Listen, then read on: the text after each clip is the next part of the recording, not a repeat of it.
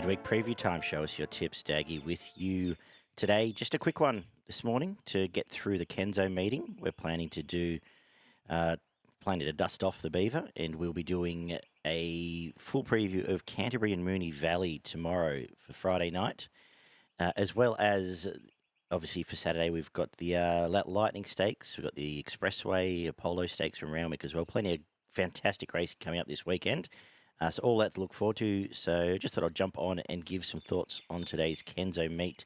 In the meantime, first of all, issue a public apology. Probably the worst set I've ever put out in 5 years, this show on Saturday. So after that glowing endorsement, I put my hand up, so I got a couple wrong there. A couple of tough watches, though. But we will soldier on and try and get some of that back this afternoon, where we're going to be at the Kenzo. Currently a good 4. The rail is in the 5 metre mark. All eyes on the sky. Apparently, it's about to come pissing down for the next few days in Sydney. All right now, but yeah, this afternoon doesn't look fantastic. Mind you, weather forecasting of late hasn't really been my strong point either.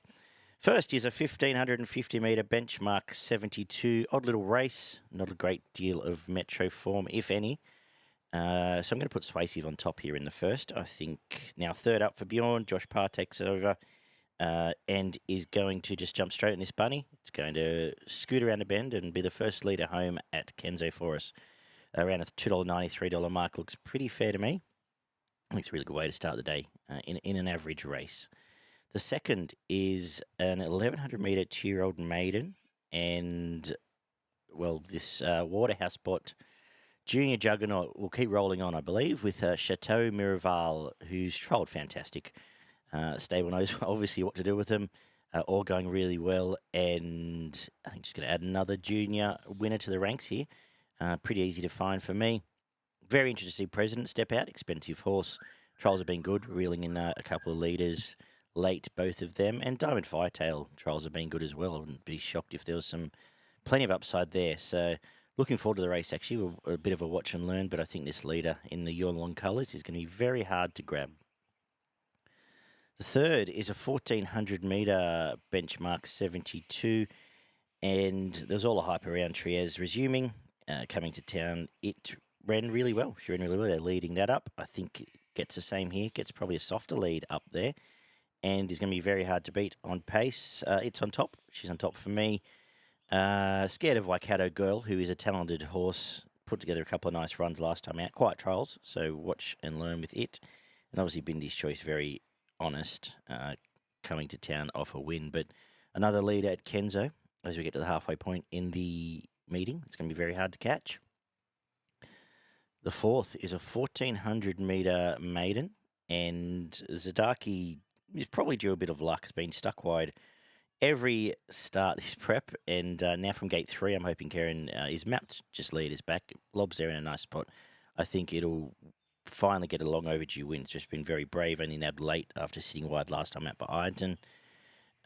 Good run here. Should be the hardest to beat. From overview, Craig Williams is in town for Chris Waller. Not quite sure why. I assume trialling some of his better horses at some point. Maybe maybe jumping on a Solcombe or something this afternoon. But potentially main danger in this race after not a bad resumption at Canterbury. Race 5, benchmark 72, 1,800 metres.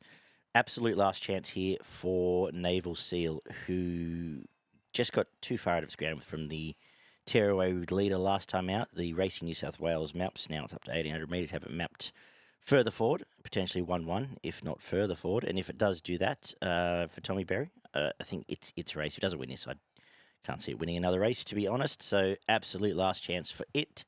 Danger's Loving Silla, very honest. Well, you know what you get there. And Bjorn's horse, Fleet Commander, will roll forward and will be the one I'll have to get past. So it's next best. The 6 is a 1,000 metre benchmark 72. And I can understand the market putting Balkans on top. I think it's a mad price at around the $2 mark. I'm just starting to drift out now, but feels short to me. May well win off some quiet trials. A couple of nice fresh wins last time out wide, then ended up in some black type stuff late, where it just participated. So I'm going to have something each way on Confess Our Dreams. Brad Whittett might have a nice one here. 2 soft kills first prep, 2 lovely trials since, including one away from home. comes here, pushes 40 the leads or outside leads, and if it's not complete boomerang to outside fence by this time of the day, should be in a finish. So around the $9 mark, as I said, a little bit more interested in that than taking the favourite Balkans. Do absolutely respect it and wouldn't talk anyone out of it if that's the way they want to play. And look, interested to see Godfather resume here, offer some time off. I generally want to see him have that run, given it's been a year, but we'll see how it goes. And we'll finish today. Excuse me. One for the ASMR fans there. 1400 metre benchmark 72 wraps us up.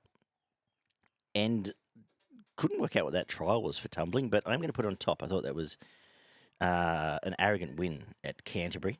And it was a horse I've always had an opinion of. I assume it's just a mid-prep, nothing happening trial, so I'm not reading too much into it. If it produces what it did last time out, it'll roll these up, run away and win again.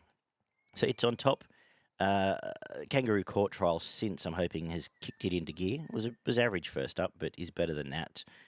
And being up on pace from the outside gate for T. Clark could have it performing much better here, but interesting watching because there's a few here that's going to lead to some midweek form through the next few weeks. Visi Fury, Smart Legend, even Cut on a Dime at a big price resuming for Hippo could be heading somewhere worth following. So good little race to finish the card.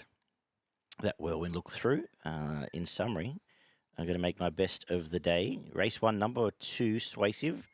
It's on top. MIV race 6, number 9, Confess Our Dreams.